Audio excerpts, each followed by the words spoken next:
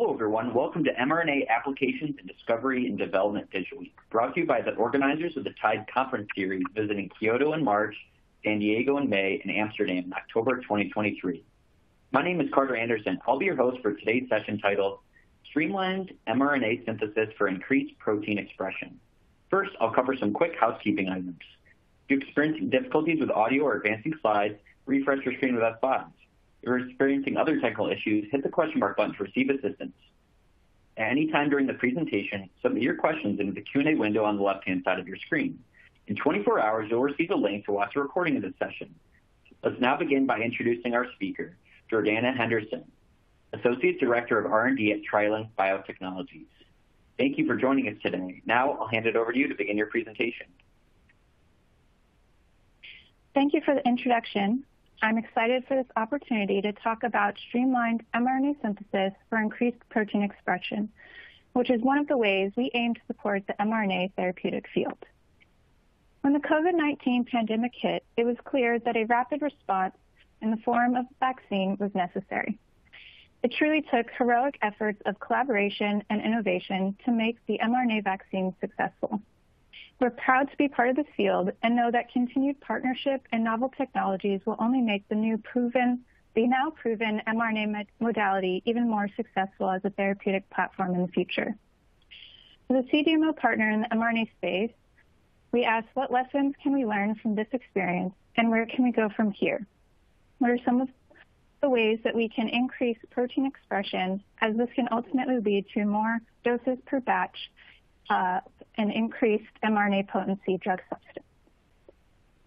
For today, I'd like to share some of the background and basics behind industrial mRNA manufacturing for any newcomers to the field, update you on the most recent manufacturing implementations that further improve the speed and efficacy of mRNA as a drug substance, and finally leave you with a sense of our future directions in the mRNA research and development here at TriLink, where we know that one of the ways we can impact the future of this field is through increasing that protein expression of each mRNA as a means to develop the most efficacious and safe drugs. Thanks again to the organizers for this opportunity and to everyone tuning in online. Starting with the basics, what is mRNA? Messenger RNA is the transient message between your permanent genetic DNA code and the dynamically expressed proteins in a cell. For decades now, scientists have been harnessing this understanding of a central dogma of biology for therapeutic purposes. With mRNA, one can deliver a synthetic message to the body that can be recognized and read as instructions for practically any protein, making it a versatile drug substance platform. To highlight such versatility, I've borrowed this figure from some of the field's key leaders published back in 2014 Nature Review, showing the various ways in which delivery of an mRNA can be used to treat diseases both directly in the body and indirectly through ex vivo patient-specific cell therapies. Applications include vaccines, both for infectious diseases and cancer immunotherapy, gene replacement, gene editing, and genetic reprogramming. As a therapeutic option, mRNA offers several advantages, but there are, of course, always challenges to consider with any modality. To start, challenges using mRNA therapy include stability, immunogenicity, and delivery. By nature, RNA is less stable than DNA and more susceptible to breaks or degradation. Stability of an mRNA alone can be prolonged with ultra-low temperatures or lyophilization. However, this may introduce logistical challenges as well. Innate immunogenicity, both from the mRNA itself and your delivery vehicle, must be minimized. Delivery of an mRNA to the body is an ever-expanding field as the need for tissue specificity, mRNA stability within the delivery vehicle, biodegradable vehicles, and low immunogenic delivery processes continue to be developed. Listed here, LNPs or lipid nanoparticles also present a second layer of stability issues to consider. Conversely, let's think about the advantages and why we use mRNA.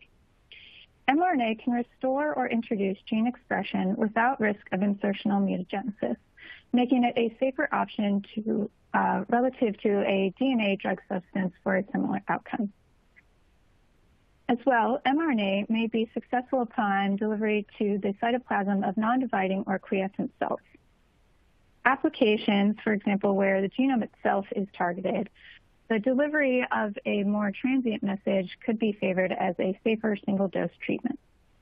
And ultimately, the rapid and simple manufacturing process in combination with all of these other advantages truly makes mRNA a universal platform for multiple gene targets. These advantages can also be thought of for alternative RNA platforms, including self-amplifying RNA and potentially circular RNA. Next, let's break down the manufacturing process for RNA therapeutics. Typically, this is done in two parallel workflows to create the nucleic acid of choice that can be mixed with solubilized lipids to form an LNP. The LNP serves both to protect the mRNA degradation from degradation sources, as well as creates the delivery vehicle of the message into the cells. And this is just one example of a delivery mechanism. Today, we'll be focusing on the mRNA synthesis pipeline, and we'll next review the in vitro transcription process and mRNA design consideration. The process of manufacturing mRNA is called in vitro transcription, or IVT. This enzymatic reaction mimics that of the same process occurring in our cells every day. With the appropriate reagents, any message can be produced in a tube. Required components include a DNA sequence to act as a template for the message of choice. The DNA template is recognized by a DNA-dependent RNA polymerase through a specific promoter sequence. It is common to use bacteriophage-isolated RNA polymerases, such as T7 RNA polymerase, as they do not require any additional proteins to function in vitro, simply a buffered solution containing magnesium. Ribonucleotides, or NTPs, serve as the building blocks for the message and will be incorporated from the 5' to 3' direction in a template-dependent fashion. Wild-type or modified bases may be used. Optionally, a cap analog can be included in this reaction to synthesize fully mature mRNA molecules in a single reaction. For higher yielding reactions, inorganic pyrophosphatase can be added, and RNase inhibitors are always a good idea, along with proper RNA handling techniques to avoid nuclease degradation of the message. On the screen now is the structure of a mature single-stranded mRNA, the desired molecule for therapeutic function. From left to right, there is a 5' cap, 5' untranslated region, or UTR, followed by an open reading frame that codes for the protein of choice. Typically, this will only contain the exon so that no in vitro or in vivo splicing is required. The ability to replace this part of the sequence by simple DNA cloning techniques is what makes mRNA such a versatile platform. The longer the message, however, the more fragile it becomes as the risk of phosphate bond cleavage increases. Downstream of the reading frame is the 3' UTR and 3' polyadenosine tail, or poly-A for short. Each component of the mature mRNA molecule is vital for its translation, and all components except for the 5' cap can be encoded by your DNA template design. So from the basic structures and beyond, several features of your RNA design should be considered. The sequence itself is one of the first decisions to make when designing a therapeutic. You may consider that your application could be tested by the linear mRNA platform, self-amplifying RNA platform, or circular RNA platform. And the comparison of all three could be beneficial, especially if a prolonged protein expression is required.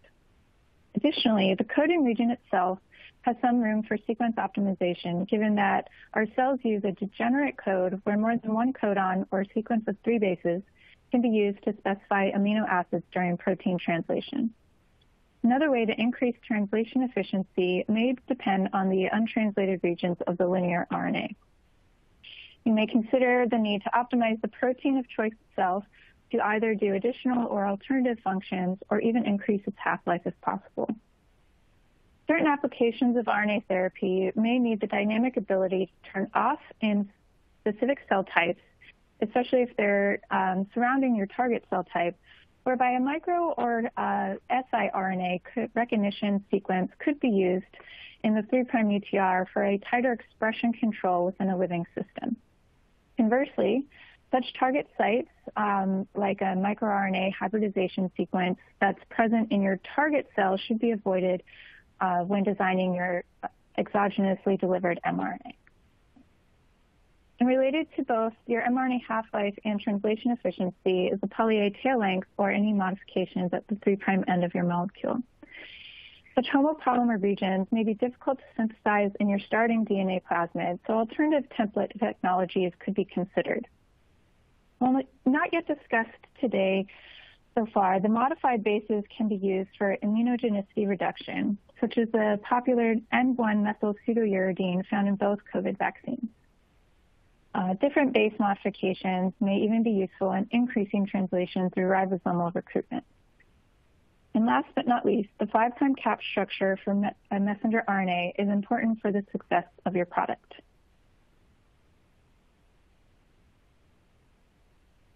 The cap structure serves several important functions in a cell, including nuclear export and splicing. However, neither of these activities pertain to exogenously delivered mRNA to a cytoplasm. The cap structure plays a critical role in translational initiation, protection from decapping enzymes, and subsequent degradation, as well as self and non-self recognition. Upon delivery of an exogenous nucleic acid molecule, pattern recognition receptors may be triggered and cause an innate immune response. Specifically, toll-like receptors can recognize both single and double-stranded RNA, and cytosolic receptors can recognize the 5' ends as well as double-stranded RNA, or dsRNA for short, a byproduct that forms during the RNA polymerase IVT reaction. Improperly capped mRNAs, such as a cap0 or uncapped molecule with 5' triphosphates, are bound by IFIDs or RIG-I respectively, while double-stranded RNA can be bound to PKR or MDA5 recognition receptors, triggering such signaling pathways, ultimately resulting in the release of cytokines or chemokines. For the purpose of today's talk, a 5' cap refers to the canonical inverted N7-methyl-G shown on the screen in blue of the molecule on the right side. This base is connected to the RNA sequence by a 5' triphosphate bridge shown here in pink. Within this canonical cap exist various modifications conferring different structures. For example, a cap0 contains no additional methyl moieties and is not found in higher eukaryotic mRNA. In other words, it is most commonly found in viruses. In contrast, methylation of the 2' position on the ribose sugar of the first base in an mRNA creates a cap1 structure, which is found among higher eukaryotic organisms. Furthermore, an additional methylation of the 2' position of the ribose sugar on the second base in an mRNA creates a cap2 structure.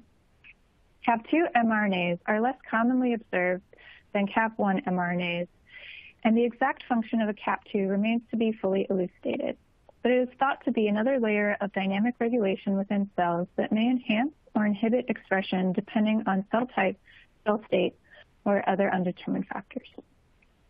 Cap proximal bases represented by B1 and B2 may vary from message to message as well, but in general, endogenous mammalian cap structures are methylated. It is important to note that a cap0 molecule bound to IFIDs may also result in the sequestration of said RNA away from other cap-binding proteins involved in translational initiation. Overall, this can result in less expression of your desired protein, again emphasizing that a cap1 structure may be the best design for an mRNA therapeutic.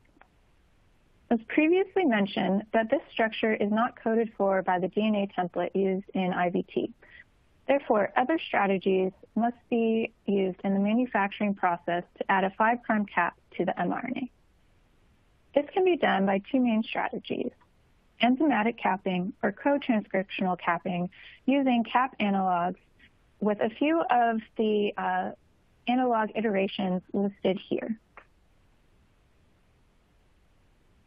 To understand the enzymatic capping reaction post-IVT, on the screen now is a schematic representation of the in vitro enzymatic capping process, whereby a 5' triphosphate is dephosphorylated to allow for guanyl transfer, followed by methylation at the N7 position, resulting in a cap0 structure. This concerted action can all be done by a single capping enzyme in the presence of GTP and a methyl donor. A second enzyme, 2'-O-methyltransferase, is needed to convert cap0 to cap1. The enzymatic process can be done after transcription on the RNA that was produced from IVT. Traditionally, the mRNA is purified before the second enzymatic reaction begins. However, one-pot IVT to enzymatic capping may be feasible. Enzymatic capping can result in a cap0 using a single enzyme or a cap1 using two enzymes in the same reaction. This process can be extremely efficient, resulting in nearly 100% of the molecules modified at the 5' end. However, the mRNA sequence, especially with highly structured 5' UTRs, may be more challenging to cap post-transcriptionally through this method. In contrast, co-transcriptional capping through a cap analog allows for a one-pot reaction.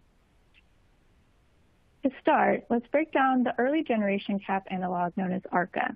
Shown here on the top of the screen is a GG dimer resulting in a cap0 structure, given that the inverted M7G on the left side of the screen and an unmethylated ribose for the first G base on the right side of the screen. In concept, this unmethylated G serves to initiate transcription at the +1 position with an RNA polymerase extending from the 3' hydroxyl downstream of the enzyme's promoter sequence depicted at the bottom of the screen in the two blue boxes. ARCA stands for anti-reverse cap analog, and as the name suggests, there is a modification on the inverted M7G to prevent polymerization from this base at the 3' ribose position. The 3' methyl modification is highlighted in green. At the bottom of the screen in the blue boxes, as mentioned previously, it represents the RNA polymerase promoter region, showing the top box of the template strand of DNA, where the enzyme will initiate transcription with either a free GTP, which is always present in the in vitro transcription reaction as a necessary building block for the messenger RNA, or initiation with the cap analog. In this case, GTP is the preferred initiation substrate and can often result in poor cap analog initiation rates. Therefore, GTP is limited in the reaction to create a favorable ratio between ARCA and GTP concentrations that could drive cap analog initiation. However, this ultimately results in a limited mRNA yield once the GTP is consumed. To overcome some of these co-transcriptional capping challenges seen with ARCA, a new analog was developed. Shown here on the right is the structure of TriLink's first CleanCap analog, CleanCap AG. This results in Cap1 mRNAs. CleanCap is a GAG trimer with 2' methylation present on the ribose of what becomes the first cap proximal base of the transcribed mRNA. With this analog, to start as a 5' UTR in the DNA template, we have changed the +1 base from a G to an A directly downstream of the Tata box, as seen in the promoter sequence in blue. The CleanCap analog can now serve as a dinucleotide primer by hybridization to the DNA template, and the dimer initiation will be extended through RNA polymerization. This is what allows for co-transcriptional IVT reactions without any NTP limitations that can inhibit the mRNA yields per reaction batch. Of note, the CleanCap can also be made with a 3' methyl moiety on the N7G cap for a more direct comparison to ARCA. Moving beyond the co-transcriptional mechanisms and structures of each cap analog, let's compare their cap initiation rates. On the screen now are representative traces from our LCMS assay that we use to calculate relative capping efficiency. In this assay, capping efficiency is the sum of the cap masses over the sum of all sequence-specific masses to provide a relative percent capped and percent uncapped. On the left, a typical ARCA IVT will result in approximately 80% capping efficiency, whereby 20% of the molecules have initiated with a GTP instead. In contrast, CleanCap IVT results in 95% capping efficiency or higher. In summary, there are multiple methods to achieve capped mRNA synthesis. Enzymatic capping requires one additional enzyme for a Cap0 structure or two additional enzymes for a Cap1 structure, and has traditionally been done with an intermediate purification between IVT and capping reaction. The enzymatic capping can result in high capping efficiencies and high transcriptional yield. ARCA cap analog will result in a Cap0 mRNA at lower capping efficiencies and low transcriptional yield. Oftentimes, with 20% uncapped mRNA, which contains 5' triphosphate, an additional purification and enzymatic dephosphorylation by phosphatase reaction is recommended. Co-transcriptional capping with CleanCap reagent can produce Cap1 mRNA with high capping efficiencies and high transcriptional yields. Now, let's take a look at the difference in the protein expression observed in vivo comparing these three capping strategies for the same mRNA sequence. We conducted a study that was designed to compare luciferase mRNA expression in mice. The mRNAs were transcribed, purified, and analyzed for key quality attributes before they were formulated into LNPs, which were also analyzed for key quality attributes. The resulting mRNA LNPs were injected into wild-type mice as a single dose, and luciferase expression was tracked over time by whole-body bioluminescent IVUS imaging. I'll start by reviewing the IVT specifications and results from this study. Here we transcribed firefly luciferase, or FLUC for short, using an N1-methyl pseudo-U modified base and a DNA template that coded for a 120A tail. FLUC was transcribed as uncapped for enzymatic capping to follow with ARCA or with CleanCap reagent. For the ARCA IVT, a limited GTP protocol was used, and the ARCA sample was subjected to phosphatase treatment and second purification. The uncapped IVT was purified before enzymatic capping and again after enzymatic capping. Of note, the ARCA and enzymatically capped FLUC mRNAs will begin with a 5' G, while the CleanCap FLUC begins with a 5' A. For this experiment, we used our CleanCap AG 3' methyl analog for co-transcriptional mRNA synthesis. To ensure the best comparison between capping strategies and track our manufacturing processes, we assessed the following mRNA quality attributes for each sample before LNP formulation and delivery to mice. Our first measurement compares IVT reaction yields for transcriptional efficiency. As shown in the table, the ARCA IVT resulted in the lowest crude reaction yield of 1.3 mg of RNA per mil of IVT reaction. Both the uncapped or pre-enzymatic sample and CleanCap reaction resulted in higher reaction yields at 4.4 mg per mil mRNA produced. Next, we looked for full-length mRNA as a measure of product integrity. In this study, the ARCA manufacturing process resulted in the lowest FLUC integrity at 78.6% as measured by IPRP HPLC analysis, despite the use of oligo-DT chromatography for all three samples. Conversely, both enzymatic and CleanCap samples maintained high mRNA integrity at 93 to 94% respectively. Importantly, we measured the capping efficiency, as we do expect this to be an indication of mRNA efficacy. The ARCA reaction resulted in the lowest capping efficiency at 80%. Enzymatically capped FLUC achieved 99% cap, and CleanCap AG 3'-methyl 96% capped. For purity of our products, we analyzed residuals including DNA, protein, as listed in the far right columns of the table, and double-stranded RNA byproduct through a J2 immunoblot. If you recall, double-stranded RNA is an undesired byproduct contaminant from the transcription reaction. As such, less double-stranded RNA as measured by this method is preferred. The relative double-stranded RNA was highest in our ARCA cap sample, and the double-stranded RNA levels were similar between enzymatically capped and CleanCap FLUC. Specifications for each LNP formulation of the 3 RNA samples were similar across size, polydispersity index, encapsulation efficiency, and zeta potential. Thus, we proceeded with our mouse study by randomization of female CD1 mice into cohorts of 5 animals. A control group was injected with PBS buffer, and test groups received a single tail vein injection of 1 mg/kg mRNA LNP. Mice were weighed once a day to ensure no significant weight loss occurred as a result of the test. Happy to report that no such adverse events or detrimental weight loss or animal deaths occurred during the study.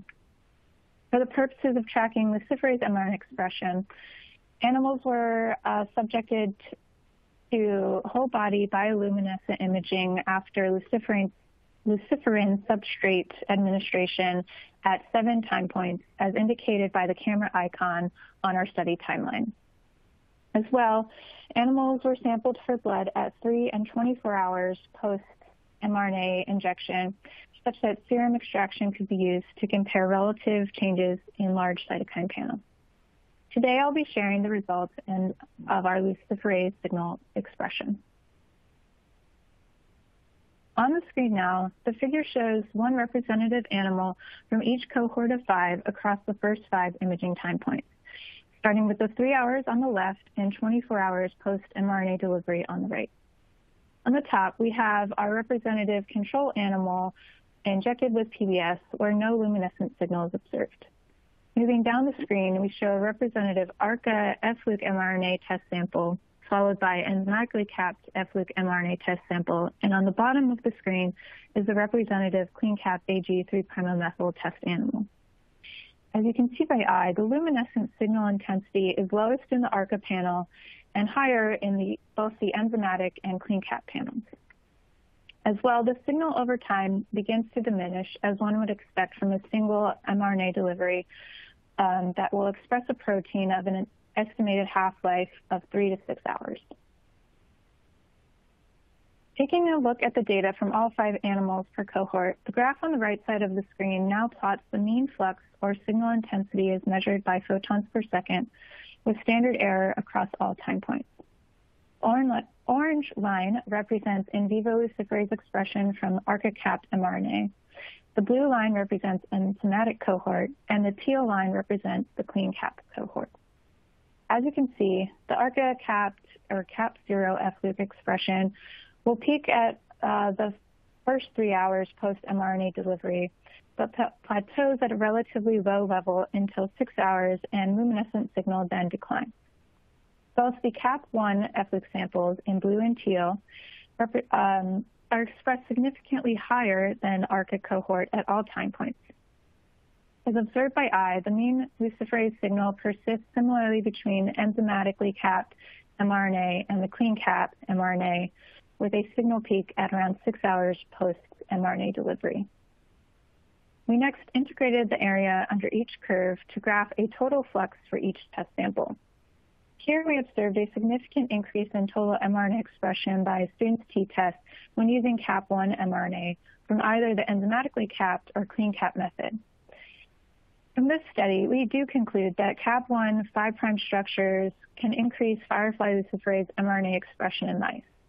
These results corroborate previously demonstrated importance of CAP1 mRNA for eukaryotic expression found in the literature and the field. As such, the differences between choosing enzymatic capping or CleanCap analog for your mRNA applications may come back to a comparison of the manufacturing processes. While both result in the desired CAP1 structure for protein translation, and both can begin as high-yielding transcription reactions, enzymatic capping may still require additional processing steps, including a purification where material may be lost, and ultimately, the increased production costs and timelines will be much larger at high scale. In summary, the data shown here in the first section of my talk supports the long-known fact that CAP1 structure is critical for increased protein expression of an exogenously delivered mRNA. The CleanCap analog can streamline the manufacturing process compared to both ARCA and enzymatic capping by either reducing the total number of unit operations or the overall number of reagents required for use. Many of you in this audience may be living proof of the importance of properly capped mRNA, as you could have received either an enzymatically capped or a CleanCap vaccine against COVID, which now ends the first section of my talk, reviewing the background of manufacturing of mRNA therapeutics. So what comes next? For us, the concept of cap analogs opens the possibility of producing modified 5' caps in the same streamlined manner that would not otherwise be possible by enzymatic capping. As part of our research and development efforts at TriLink, we're fascinated by the structure-activity relationship possibilities that modified small molecule chemistry can bring to the mRNA therapeutic field. In other words, can a cap analog do more? To this end, we have identified a novel Cap1 analog that significantly increases F-Luke mRNA expression even over an enzymatically capped Cap1 mRNA in mice. This novel Cap1 analog can still initiate co-transcriptionally, can be used in our streamlined manufacturing processes, and can produce high quantities of highly capped mRNA. Cap analog can be used in reactions that result in low double-stranded RNA levels. And coming soon in 2023, TriLink's novel Cap1 analog is one way to increase protein translation of your mRNA for therapeutic purposes. In addition to novel cap analogs, our research efforts will continue to investigate mRNA design and manufacturing parameters, including one-pot enzymatic capping for streamlined production, sequence optimization for improved translation, batch-fed IVT reactions, circular RNA, alternative enzymes, and scalable methods from microgram to gram quantities.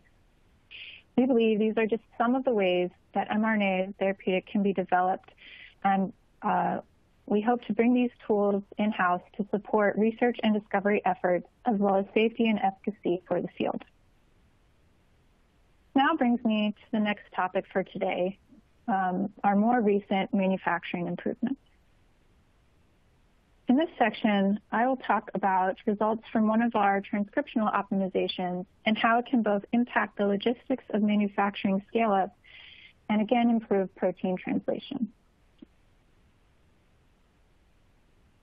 On this slide, we've captured the main factors or process variables that could be optimized for each step within the mRNA manufacturing process.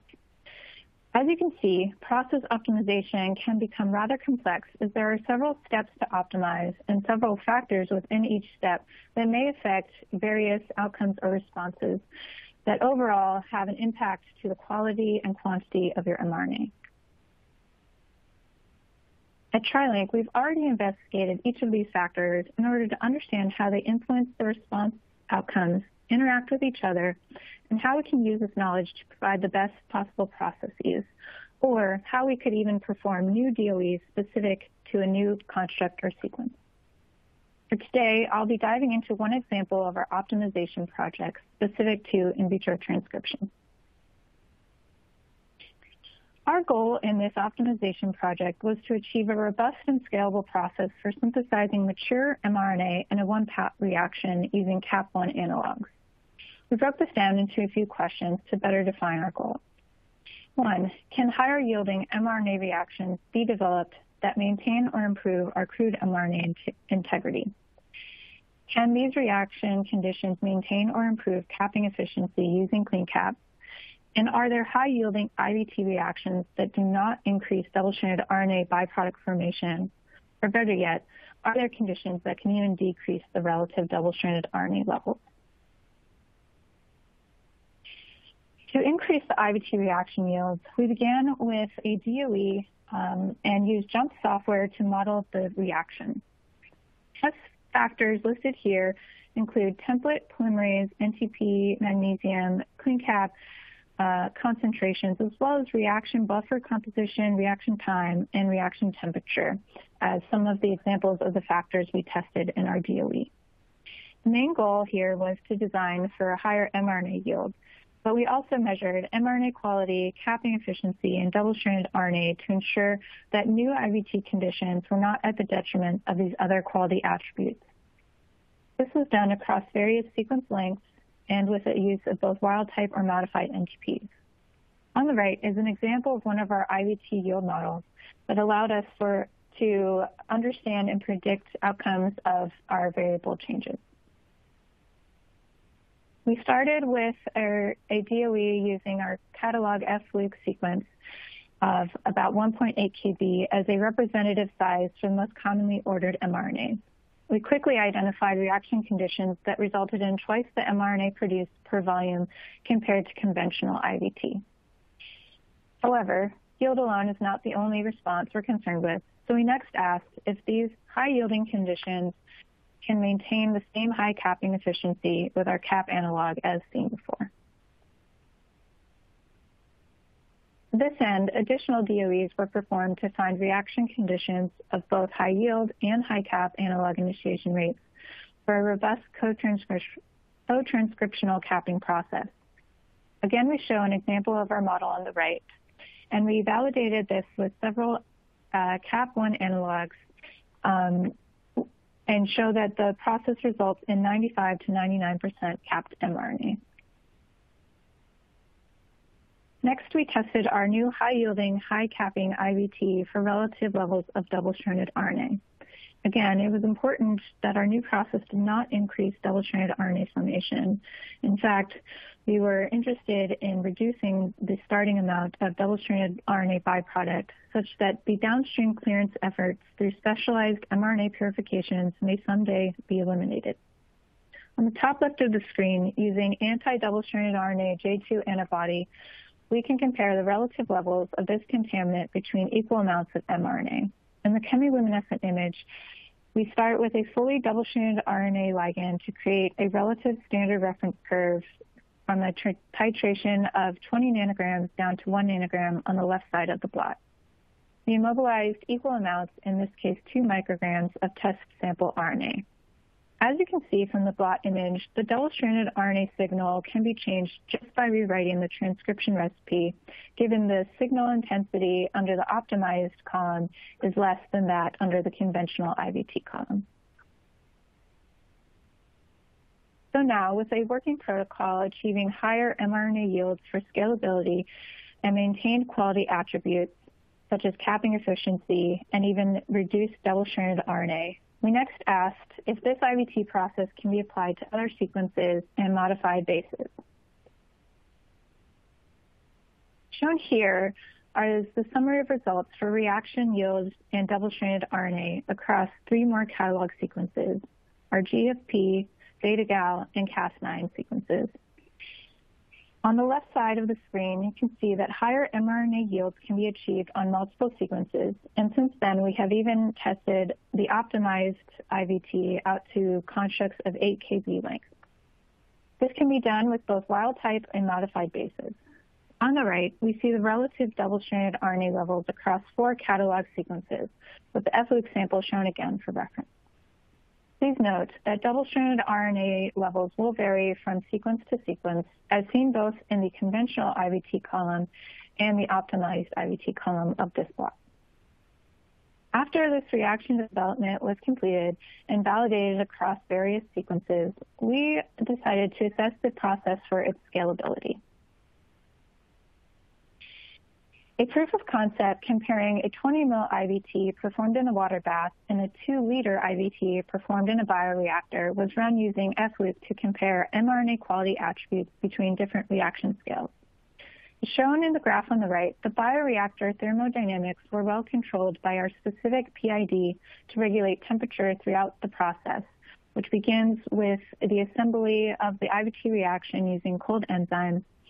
And you can see the time it takes to quickly reach and maintain the 37 degrees Celsius for reaction incubation. In gray, the bioreactor follows temperature and mRNA yields closely to the smaller scale water bath reactions shown in blue. We have the temperature graphed on the left y-axis and reaction yield on the right. The temperature recovery can also be tracked showing sequential reactions such as DNase addition or proteinase K addition. With the IVT reaction yields and additional results shown on the next slide, we have demonstrated that the optimized process can be scaled from mgs to tens of grams. And this is done regardless of the starting enzymatic reaction scale, where the crude mRNA can be purified by the same simple process of TFF, oligo-DT for capture of full-length poly-A-tailed molecules, and buffer exchange and concentration by TFF again. Using the same high-yielding IVT reaction, we can expect similar quality attributes at any starting scale to support various steps in the discovery to clinical journey. To end today's presentation, I want to share results from a similar mouse study design comparing protein expression between our different IVT protocols. This time, our experiment compared the same 5' cap using CleanCap AG on the same F-Luke mRNA modified with N1-methyl pseudo-U made by either conventional or optimized transcription reaction. As we expected from our development work, the samples mainly differed in the total mRNA produced and the relative amounts of double-stranded RNA present. In this study, the conventional IVT resulted in 4.7 mg per ml, and optimized IVT resulted in 8.7 mg per ml of crude mRNA. Both samples had similar RNA integrity of 92 to 93% and similar capping efficiencies of 97%. The optimized IVT did result in lower relative double-stranded RNA as measured by densitometry on an immunoblot as compared to the conventional IVT. We see approximately 3 nanograms of double-stranded RNA per microgram of RNA in this result. All other quality attributes for purity were similar and below assay limitations. Moving through the experiment, we again saw similar LNP formulation metrics, and we began to proceed with a similar mouse study design. In this study, we observed that the protein expression from exogenously delivered mRNA in mice was affected by the quality attributes obtained through a difference in transcriptional protocol. The figure on the top left of the screen shows one representative animal from a test cohort of 5 across our initial 5 imaging time points, again, 3 hours at the left and 24 hours at the right. At the top panel, we see our CleanCap F-Luke using conventional IVT. At the bottom panel, we see our CleanCap F-Luke mRNA expression used by an optimized IVT.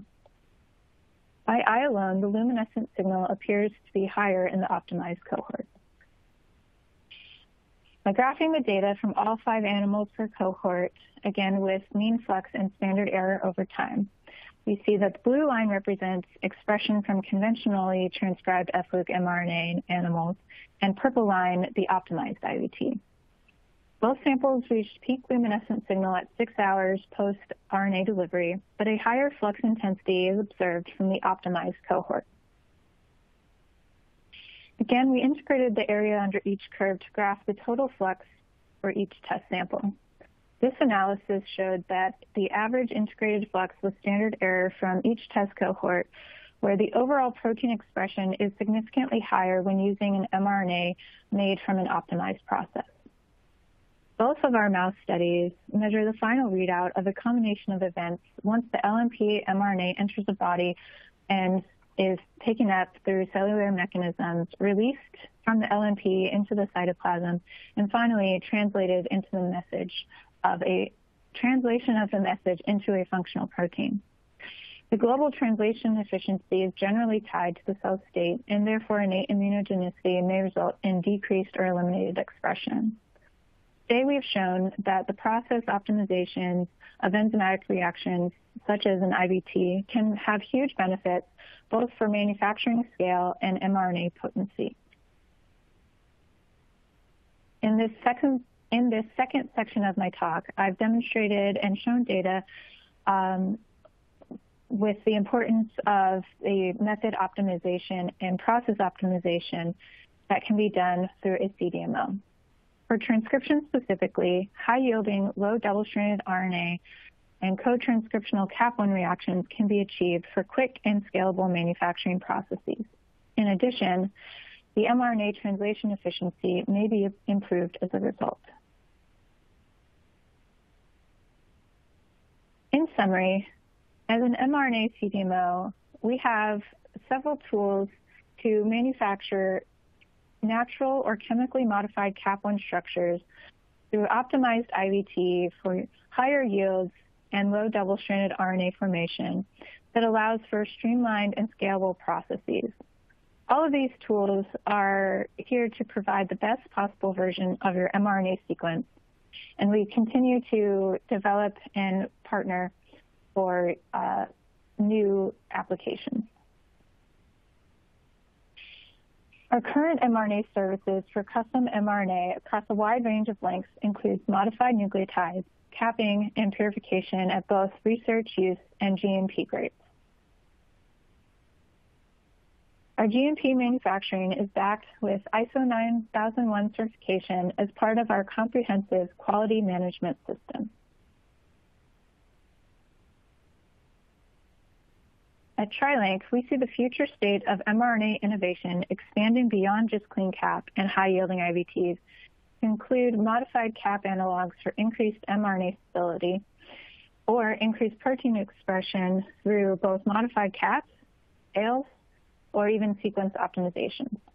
To continue supporting large-scale demands, batch-fit IVT protocols have been developed both internally and by others in the field. Improved manufacturing processes for alternative RNA platforms like saRNA or circRNA should also be feasible. We, as are many others, have long been interested in alternative enzymes for manufacturing purposes, specifically enzymes that result in a cleaner mRNA product.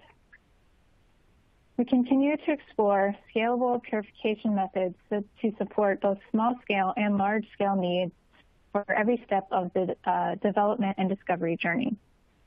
With one of our developments coming soon in 2023, we're excited to be able to support increased protein expression, again, as this can relate to fewer doses required in global pandemics or other widespread mRNA therapeutic applications. Our continued quality services are made possible through our facility expansions ongoing here in San Diego. As well, we have received a BARDA award for the U.S. Pandemic Response Preparedness effort, specifically sponsoring one of our new facility expansions, again, coming soon in 2023 to San Diego. With that, I'd like to thank and acknowledge all of my colleagues here in R&D. A special thanks to our leadership, Mike Houston and Kate Broderick, and another special thanks to one of the brilliant scientists working diligently on turning the IVT optimization into a success, Andrew Ujita. I'd also like to thank and acknowledge our foundational innovator, Sasha Lebedev, for his contributions to CleanCap. Additional thanks to the rest of the R&D team in full, including our chemistry team, analytical teams, mRNA research, and process development. With that, I am out of time and open for questions. Thank you for listening. Thank you, Jordana, for an excellent presentation. We've received a few questions already, but we'll give the rest of you a moment to enter your questions into the Q&A box to the left of the slides. Let's now begin the Q&A. Okay, we have a question here.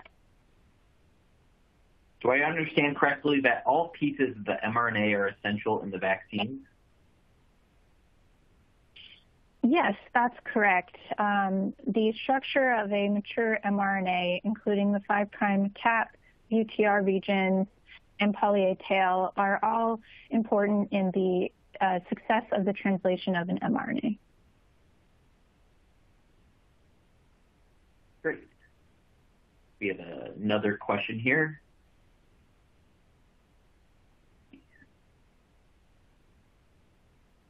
Do sub-zero temperatures prevent leftover enzyme from being active? That's an interesting question as well. I would expect this to be true. It's more important, however, that you really purify out any residual enzymes from your final mRNA product.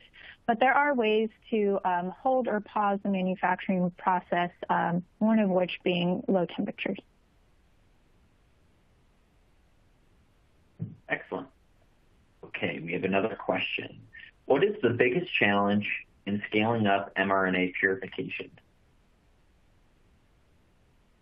Yeah, that question, I could talk about that for a while. Realistically, keeping the temperature of your volume maintained for the enzymatic processes, that's really coming online with the use of bioreactors for this process, but it's about the volume that you can handle in a single batch. Sometimes we have to dilute the volume significantly in order to, let's say, load a column for purification. So it's about the scale of the equipment that you have available, as well as the capabilities of the purification you're using. Okay, we have another question. What are critical factors to reduce dsRNA? That's a really great question as well. Unfortunately, I can't share details about our proprietary optimized IVT. We did track responses from our DOE, but there's always more than one way to skin a cat here. So IVT optimization itself is just one of those ways. I think the important thing really is, can we prevent it altogether up front and therefore not rely so heavily on the downstream clearance or purification methods that are typically needed to get rid of double-stranded RNA byproducts.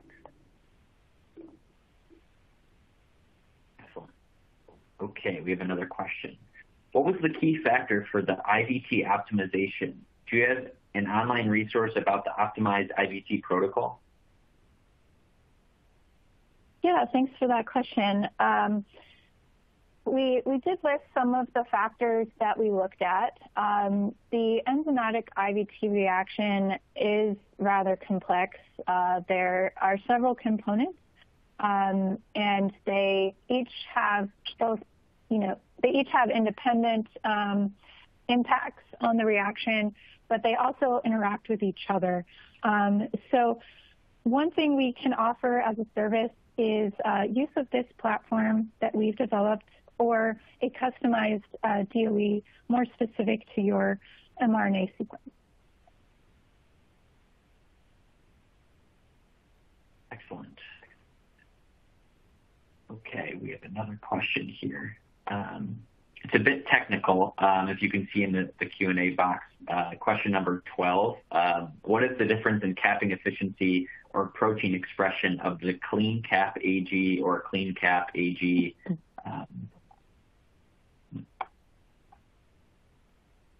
The 3'-O-methyl version? Yes. Yeah, great question.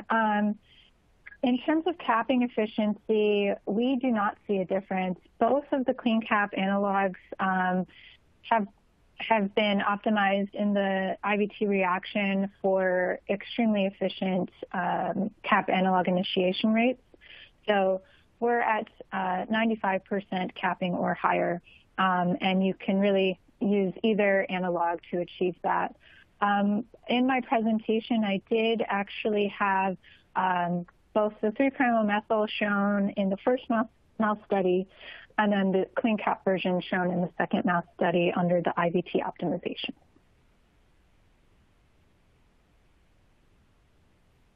Excellent. Okay, we have another question. When will novel cap analog be available? Yeah, that's a great question. Coming in 2023, we are excited to launch our new technology. If you're interested in our beta testing program, we're still accepting applicants that meet our criteria. So please just feel free to reach out to us and look forward to more information launching soon in 2023. Great. And sort of a follow-up question to that, I think we have another question. Does new CAP 2023 also increase capping efficiency over CleanCap? Yeah, great question. I don't think I showed that in my deck, and thanks for pointing that out. So we have worked really hard in maintaining the outcome of our IVTs such that each analog incorporates at that 95% or higher. So the capping efficiency can be maintained at that high level for both our CleanCap and upcoming novel Cap1 analog. Okay, we have another question. Is the optimized IVT protocol you presented currently available? Yes, through our services, we can make use of our optimized IVT for you. We can also take the knowledge from our DOE and run an optimization study more specific to your sequence. Great. Okay, another question. What is the best way of removing the dsRNA in the manufacturing scale? Yeah, so currently in the field and what's been shared for removal or clearance, purification methods such as the reverse phase HPLC published by Katie Carrico or cellulose coming out of that lab as well. Those are pretty commonly used. I can't speak to any proprietary developments that we have ongoing. Okay, we have another question here. Do you currently manufacture self-amplifying RNA or circular RNA? Yes, we have manufactured and sold self-amplifying RNA at large scale. We know how important it is to maintain the integrity of such a long molecule. So we have a more customized protocol for the purification process of self-amplifying RNA. We have not sold circular RNA to a client to date, but we're very excited to be able to provide services in the future. Excellent. Well, that's all the time we have for questions today. Thank you, Jordana, for a great session. Thank you so much. This session was recorded. You'll receive a notification in 24 hours when the on-demand session is available for viewing. Before you log off, please take a moment to complete the feedback form so we can continue to improve your Digital Week experience. On behalf of Inform and Connect Life Sciences, have a great day.